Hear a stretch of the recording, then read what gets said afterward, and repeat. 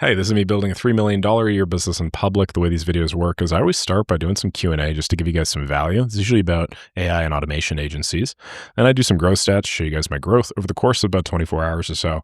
Then I finally round it out with some live strategy. These are good fun. This is my main YouTube channel, just under 115K subs. And then I scroll to the bottom on my daily updates and I answer questions one by one. So Dinesh Singh says, I must appreciate the 6-hour course of NA automation.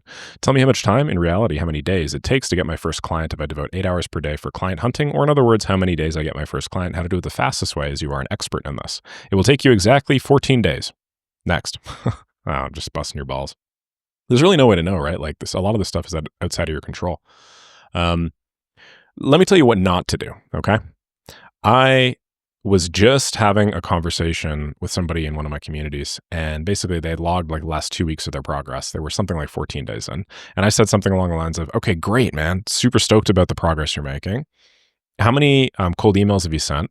How many Upwork applications have you sent? How many community posts have you sent? And have you reactivated your client network? He said 0 and no to all of those. And I said, 14 days in,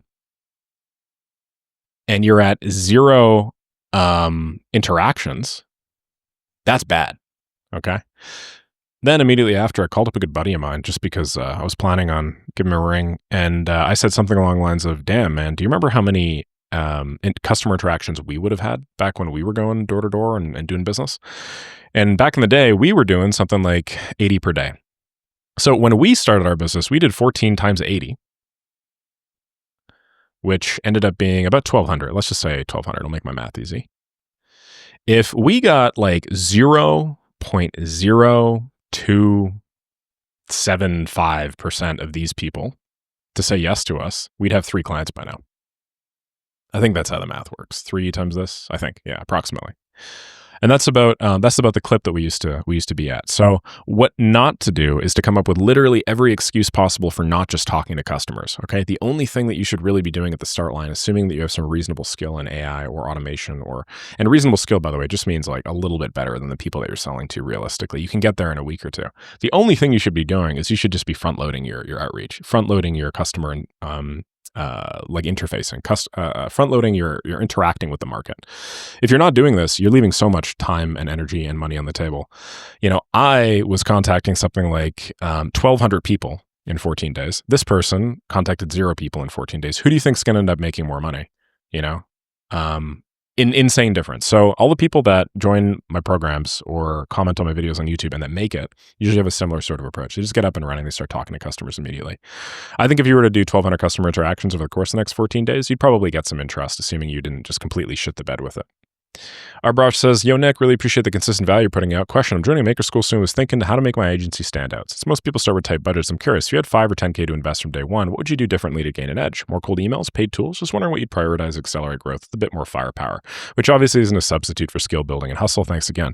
Well, yeah, great question, man. So the other day, and I don't know if I have this, the other day, I think yesterday, somebody asked me how to start with a really split budget, like with a really tiny one.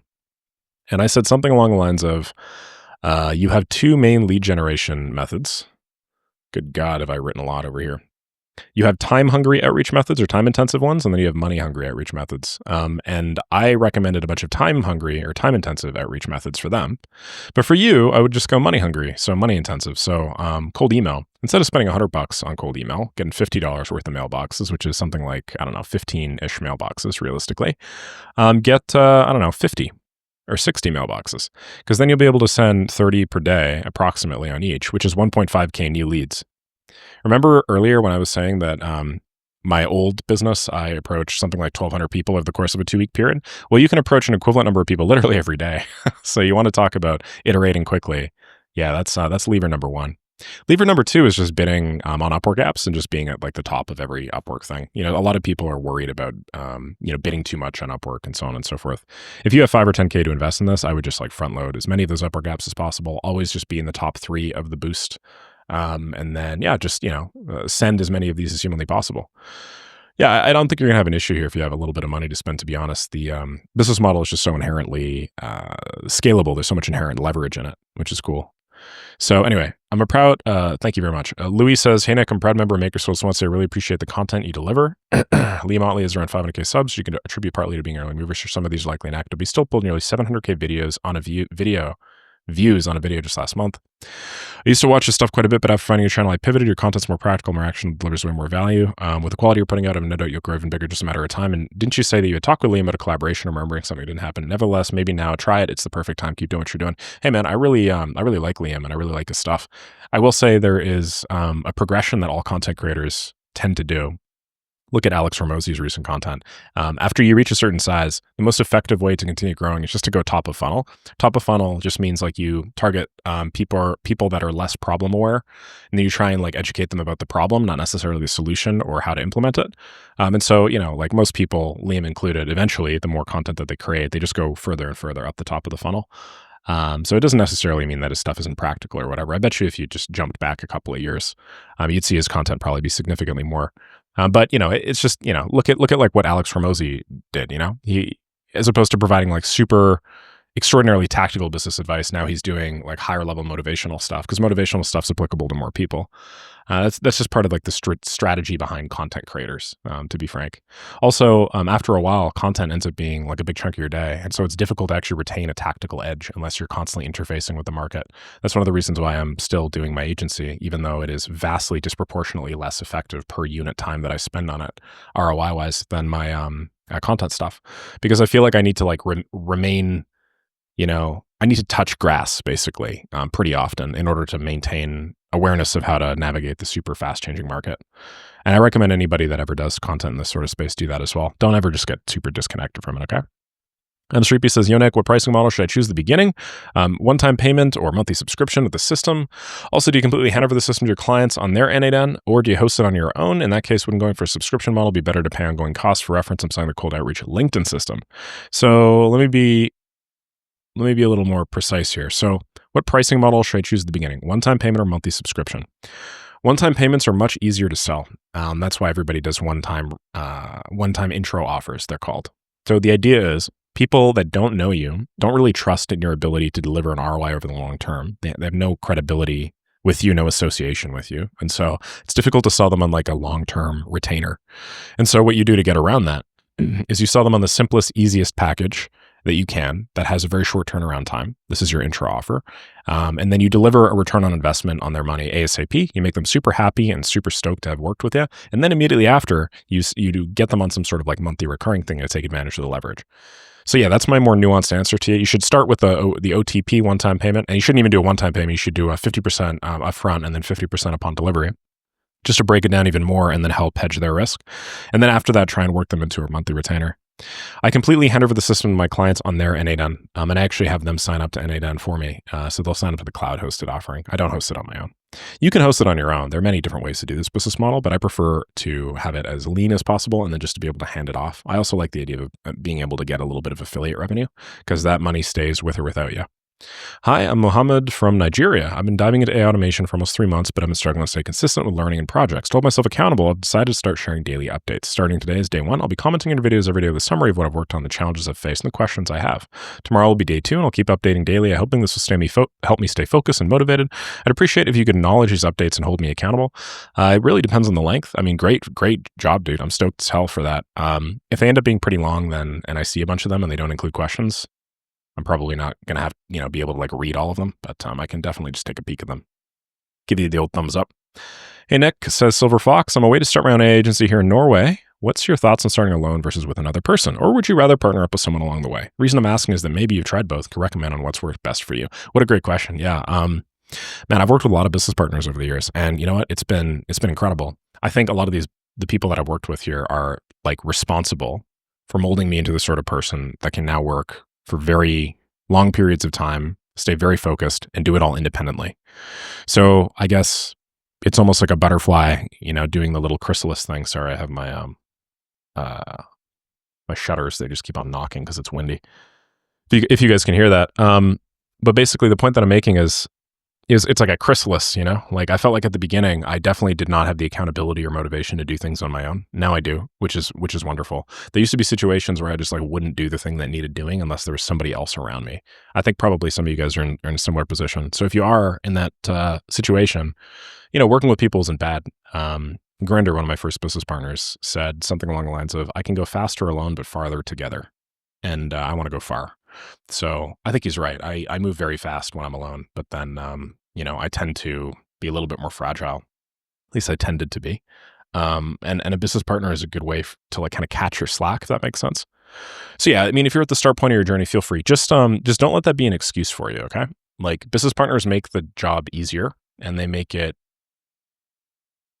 more tolerable to work extraordinarily long hours because you have somebody else that you can turn to and be like, that was shit, wasn't it? But don't like use that as a substitute or a crutch to build your own accountability skills. Try and be the sort of person that could operate with or without the business partner. You just prefer having the business partner around, if that makes sense. Okay. Because if you find yourself relying on them, then yeah, lots of issues there. Hey, Conzermont says, can you break down how you record your content from idea, script, recording, etc., including what equipment and tricks you use that can be valid for those who have their own agencies to help improve the quality and self-recording? Thank you for your content daily effort. I appreciate it very much. Greetings. Well, I record a bunch of different content, right? The daily updates I do any zero preparation for. Hopefully that's abundantly clear. I literally just have this daily update template right over here, which I should probably change now. I think my updates are getting a little bit monotonous. And then I do my little intro, as you guys heard at the beginning. Then I do some QA for something like 15 minutes. Then I do some growth stats for like 30 seconds. Then I do some live strategy for like maybe 5 minutes or so. I do it using OBS Studio, which is a recording setup that I can show you guys right now, which looks kind of like this. So the reason you guys get infinite screened right now is just because I'm recording my OBS, which is recording my screen, which is showing my OBS, which is recording my screen over and over and over and over again. But imagine this being replaced with just like the Excalibur that you guys saw a moment ago, right? And then I have my face in the bottom right-hand corner, as you see. And then I obviously have the screen kind of in the middle here, and then I can draw on it all I want. And then I have, as you see, there's two scenes here. One's main, one's screen share. So if I click main, I'm back over here. And then if I click back to screen share overlay, I'm doing that. I also have a hotkey. So that's what enables me to do this like without actually having to look at the camera. This is really valuable for production value reasons. I do it on my main channel and stuff like that as well, just because I don't like having to get my editor to do it in post, and I just get total control over it. I'm like, hey, let me show you something. And then I go, actually show it to you. And then when I'm done, I go back and then I make a point and then I can go back. It's not the best for repurposing, to be honest. One thing a lot of people complain about my WAP editor specifically is, hey man, we can't get good edits of your face because everything's super blurry because we got to zoom in the bottom right corner. Can you record a separate face cam? Then I freaking try and then my computer overheats. By the way, if anybody knows the optimal setup for OBS Studio to record two sources simultaneously, like a screen and also a face cam, let me know. That would solve a big issue of mine right now. Every time I try the constant bit rate of like 5,000 or something, and then I have two streams, it just overheats and then I start dropping frames, which is annoying as hell. Anyway, so that's how I do that. And then how I do my main channel content, I got a pipeline set up, which I'm not going to show you because some people have unfortunately started copying my videos before I publish them, which kind of blows, but is what it is. Nature of the game, I suppose. But basically, it's a content pipeline where I have a strategist who comes up with titles and ideas and hooks and stuff like that. And then we take the concept and then he makes an outline for me. And then I grab the outline and then I will like make changes and stuff like that. Cause he's really good, but he's like, I want to say 95% of the way there. Just need some changes. We'll take that, turn that into an Excalibur, and then I'll usually like do an edit over the Excalibur. Alternatively, I'll do just a recording over the make.com or N8N workflow setup. And then from there, I actually do the recording and then I upload it to a Google Drive and give it off to an editor, which now handles that for me. I should note that this is all very recent, sometime in the last 2 months or so. Previously, I just did it all myself, just kind of one shot at everything, which took me a lot longer and was a lot less sustainable, I would say, over time. But I did enjoy having total ownership of it because I found some pretty efficient methods to do it. And then the last content thing is really my Instagram, which is right over here. This is similar, I would say, except I use teleprompters instead. So teleprompting is something that really impacts how genuine your content seems because now you're reading off of a screen. The trade-off is, though, that you tend to improve the information density because it's only you saying exactly what is written down for the most part. So I have a bunch of streams set up for newsletters and, other Instagram channels and stuff like that. And what I do is I funnel these into a system which does some rewriting. Then we have scripts. We take those scripts and then I just say them in front of the teleprompter. I can usually do about 2 weeks worth in about 15 minutes or so. So it's very time efficient on my end. And then I give that off to an editor who then does these little video things that you're seeing right over here, where he kind of dives in, scrolls through the page and stuff like that. And then, then we publish, and we do that ideally once a day. We haven't been once a day for everything, but we've been pretty close to once a day, which is nice. Yeah, that's the whole stack. Oh yeah, I guess in terms of equipment, Samsung Q2U, and then a Sony A7C with I think a 35 millimeter. And then I have like a little pen here on a tablet. You can buy any one of these tablets. XP Pen is the one that I'm using right now, but there's like a billion ones. Mine's like $50, cheapest one here. These are all really pricey. Mine doesn't have a screen or anything. And then, I don't have any lights at all right now. That's why my face is kind of lit really weirdly and hair looks like crap. I just went for a run, and my God, was that one of the hardest runs I've ever been on in my life. And then I just have a window. That's basically it. So pretty low budget, all things considered, except for the Sony A7C. That's probably the priciest thing that I have. Let me turn off my OBS thing now. What are we going to do? Hide OBS from capture. There we go. All right, cool. So that's that. Look at you. You ate up all my time here asking me about how I do content. Just busting your balls. Tech to Jash, I just answered that question here as well. And I think I just answered your question here too. So I'm just going to heart this as well. Let's do some brand stats. Let's cover how much I've grown the last little bit. My main channel is 114,937 subs. So I'm going to scroll the way down to the spreadsheet called brand stats. And then I'll put it in here. So another 1,000 in 24 hours. I wonder why I've grown more now after letting off the gas. YouTube's weird, man. My analytics on my daily updates channel shows me 5,847, so I've grown about 40 again. And then my Instagram, which I measure using this tool called Blast Up, which sometimes, I run into daily limit issues. Let me see if I can use incognito. Yeah, it must be IP based or something. Let's see, Instagram follower count. I think it was this. Maybe it's this. Oops, no, not that. Let's give this a go. Okay, apparently I can't track myself at all. One of these anyway. We'll try both of these. I keep forgetting which one's which. I think this is the one, yeah, this one right here. So 176,000, this one's saying. I can't go on my phone, unfortunately, because I have an Instagram blocker, because I just don't want to even have a chance of looking at Instagram short form content. That stuff can be such cancer. And then, as you can see, my growth has been pretty good. I mean, I'm still growing like 1% here the last couple of days. Yeah, I think if we, so when did I stop posting on my main channel? I stopped posting daily. Daily posting was one of my big strategies. May 18th, so it's been a week now, officially. So from May 18th until now, my average has been 0.7% without any sort of daily posting. That's pretty crazy. If you look at the previous 7 days, so this to this, that was 1.03%. Previous 7 days here was 1.45%, right? That makes sense.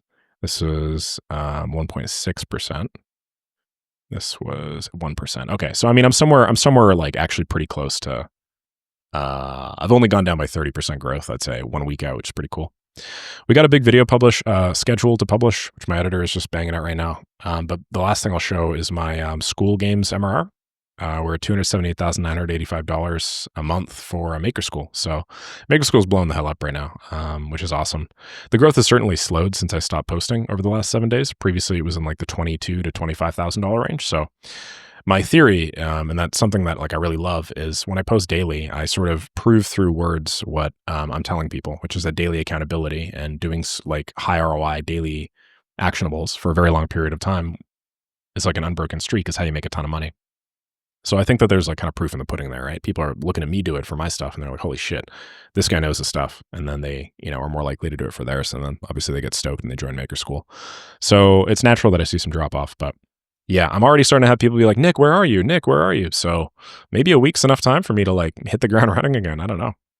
We got tons of content in the pipeline right now that is all like live stuff. It's like me selling stuff. It's me generating leads on a variety of platforms.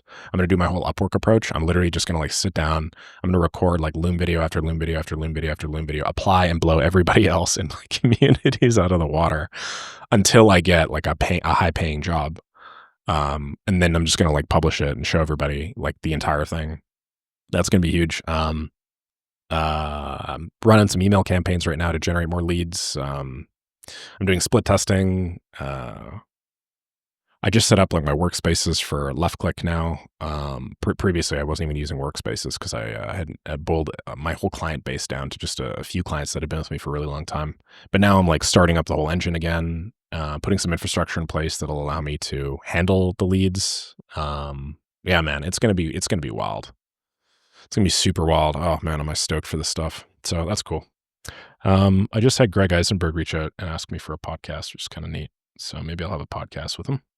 Unfortunately, I'm going to be a little bit bottlenecked today or tomorrow because I'm going to Vancouver for this thing called Web Summit. It's like a conference. They renamed it, but I think it used to. I forget what it was. It used to be called, but like Elon Musk spoke at it one time, which is kind of neat. And they have a bunch of these like big CEOs and stuff like that are there. Let me see if I could find it. It's this one right here. So they have like the co-founder of Cohere is going to be there. CEO of Blue Sky is going to be there. Gary Marcus is going to be there. It's going to be really fun. Maybe get to meet him. OnePass CEO. I was just setting up my OnePass today. Grammarly co-founder, president of Microsoft. Yeah, like, president of Cloudflare. 11 labs to 12 labs? What the hell's 12 labs? Really? Is this from 11 labs? Never heard of this before in my life. That's a really cool website. I really like this. Wow. Oh, that's so clean. Nice. Man, I love that site. Wonderful. Anyway, so that's going to be fun. I'm pretty bottlenecked, unfortunately. If you guys are in Vancouver, probably not going to have the time to meet. I'll just be there for a couple days. And then after that, I move into my new place, which I'm really excited about. That's going to give me a lot more consistency. It's kind of the one thing that I've lacked here, to be honest. And yeah, I say that non-facetiously. The daily uploads were fantastic and continue to be fantastic. But I made some sacrifices in other areas of my life to accommodate them, like my health, for instance, which is why that run just kicked my ass so hard and I can barely string a sentence together. Awesome. Really hope you guys appreciated this. If you guys have any questions, feel free to ask them down below. As you guys see, I'm working through the list. Like once every couple weeks, I just have like a big day where I just Q&A, ASAP, machine gun fire, as many of them as possible. That's how I sort of catch up and remain somewhere in like the week out mark.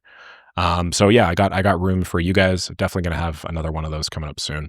Feel free to let me know whatever you need, and I'm more than happy to help. Thank you very much. Have a lovely rest of the day. Talk to you all soon.